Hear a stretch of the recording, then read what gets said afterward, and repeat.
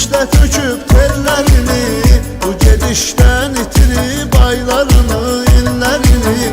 Ağlıma gəlməzdi bir dəfəlik sən gedəsən.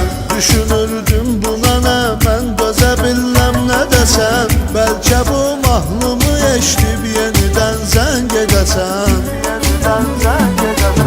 Yad şəhərlərdə yad insan kimi yaşım necə mən.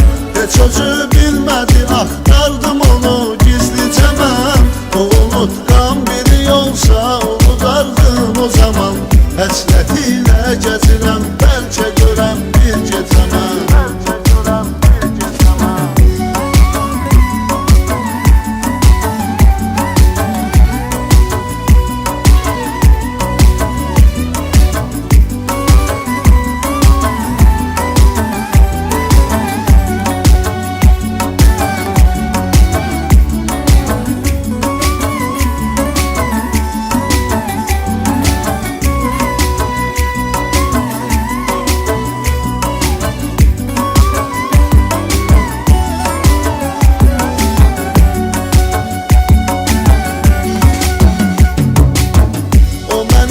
Sevə bilsə biləcək sevgi nədir.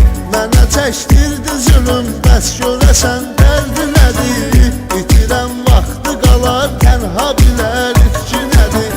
Bir ümidlə yaşadım ki görərəm cananımı. Onu ancaq görə bilsəm taparam dərmanımı. Ya da heç görməyəcəm, dərd bürüyübdür canımı.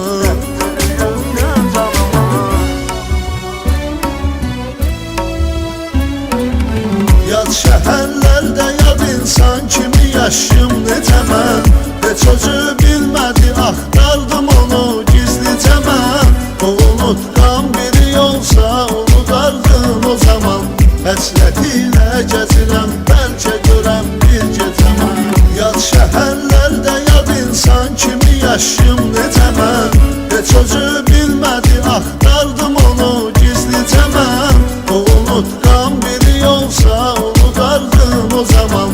Həsrətilə gəzirəm, bəlkə görəm bir gecə mən. Yad şəhərlərdə yad insan kimi yaşım necə mən. Heç özü bilmədi, axtardım onu gizlicə mən. O unutqan biri olsa unudardım o zaman. Həsrətilə gəzirəm.